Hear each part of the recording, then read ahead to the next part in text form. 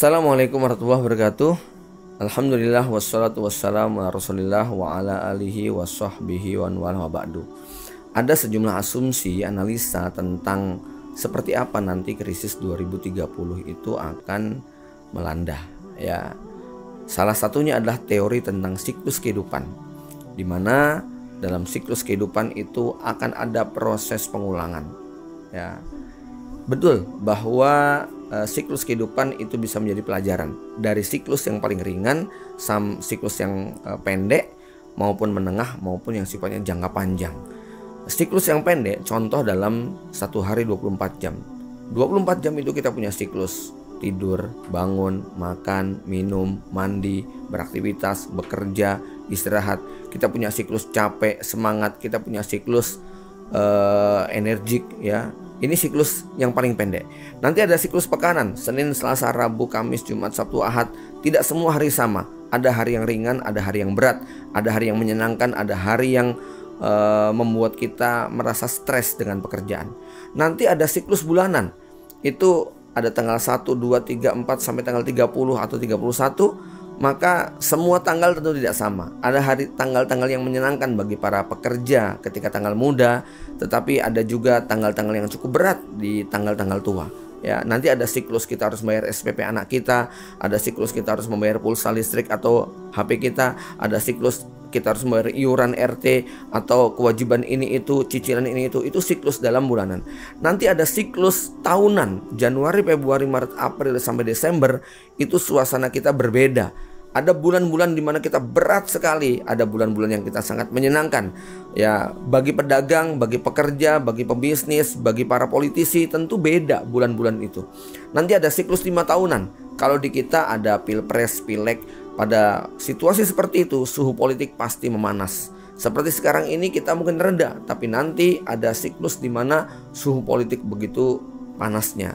Dan ada siklus 10 tahunan. Kita masih ingat tahun 98 ketika krisis yang melanda dunia global, kemudian krisis 2008, 2018 dan sebentar lagi kita masuk di 2028. Ya, tetapi ada siklus yang ini dikatakan sebagai paling berat, paling rumit ya, yaitu siklus 100 tahunan atau siklus 1 abad. Sampai diprediksi bahwa siklus 1 abad itu adalah hari bersih-bersih dunia, tahun di mana akan ada banyak manusia yang dibersihkan. Mereka mengacu misalnya 1530, itu peristiwa yang disebut sebagai reformasi gereja, di mana lahirnya Katolik dan Protestan, timbul korban jiwa sampai 7 jutaan. Lalu 1630, 100 tahun kemudian, ada perang panjang di Eropa, di Jerman tepatnya, selama 30 tahun dengan korban juga sangat banyak sekali, mungkin sampai 7-8 juta jiwa. Ya, kemudian 1730, meskipun ini belum masuk yang resmi pada revolusi industri, tetapi dampaknya sudah mulai dirasakan ketika pabrik-pabrik berdiri, mesin-mesin yang saat itu belum ada tiba-tiba ditemukan, mesin uap, hidrolik, kemudian listrik, minyak bumi dan sebagainya. Ini merubah wajah dunia. Terjadi pembersihan mereka-mereka yang manual, terutama para petani. Kemudian 1830, ini juga krisis global yang luar biasa, dampaknya sampai di Indonesia. Bahkan di tahun itu pemerintah Belanda memaksakan tanam paksa kepada rakyat kita. 1930, ini disebut sebagai The Great Depression, sebuah krisis global juga, pasar saham anjlok, ekonomi betul-betul kacau. Sebelumnya ada Perang Dunia Pertama, setelahnya ada Perang Dunia Kedua. Ini korbannya luar biasa. Lalu sebentar lagi 2030. Dan di sini ada yang menarik dari hadis Nabi SAW. Inna wahya ba'asu fi kulli ma'ati amin man yujaddidul hadinah. Allah akan mengutus pada setiap 100 tahun, pada setiap 1 abad, orang-orang yang akan memperbaharui agamanya, mereformasi, mentajdid ulang, melakukan islah terhadap agama ini. Makna yang ada di baliknya berarti kondisi agama pada saat itu sudah betul-betul rusak parah ya, sehingga Allah kemudian harus mengutus hamba-hamba pilihannya untuk melakukan reformasi ini. Wallahu a'lam bishawab. Tapi yang pasti ini tentu sangat logis dan wajar kalau kemudian berdampak kepada aspek ekonomi, sosial, politik dan sebagainya. Karena bagaimanapun agama adalah bagian yang tidak bisa dipisahkan. Dia berhubungan erat dengan perkara-perkara politik, ekonomi, sosial dan lainnya. Maka dalam hal ini apa yang harus disiapkan oleh seorang mukmin? Allah Subhanahu wa taala mengingatkan, ya ayyuhalladzina amanu taqullaha wal tangdur nafsun ma qaddamat lighad.